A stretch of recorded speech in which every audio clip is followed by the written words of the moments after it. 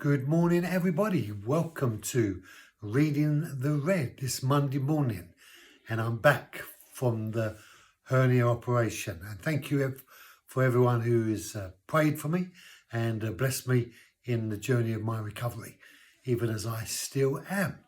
So we're looking at Mark chapter 10 today, and right at the beginning, and verse 3. And he answered and he said to them, "What did Moses command you?" Jesus responded in that way because they had asked him a question. Is it lawful for a man to divorce his wife? And they were working from the perspective of the Pharisaic viewpoint. So they were asking, is it lawful according to the law of Moses to divorce his wife? And Jesus begins to unpack this very difficult consideration. But the reality of being married and what it meant to be married from a Jewish perspective based upon the Pharisaic law was one thing. But right back in the beginning, God had already ordained that a man shall leave his father and mother, and the two shall become one flesh. And let whatever God had joined together, let no man separate. So the reality of the question, is it lawful for a man to divorce his wife?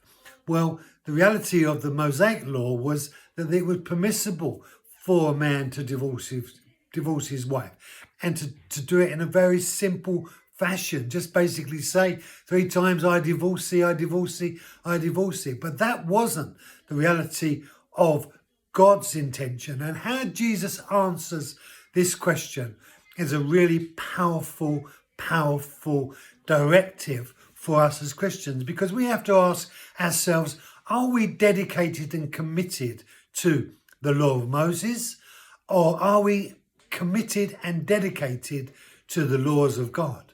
The laws of God and the laws of Moses. Now, the laws of Moses were the laws of God, but they were based on the premise that God had, in effect, began to introduce to the Jews a means by which salvation could be, first of all, obtained and then relationships sustained.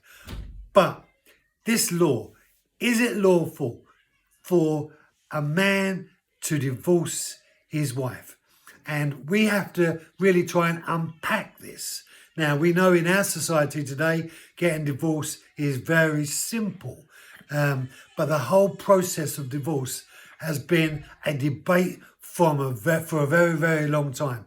And so join with me as we begin to unpack this idea. Do we rely on the foundational truth of God's initial presentation, or do we look to somewhere else?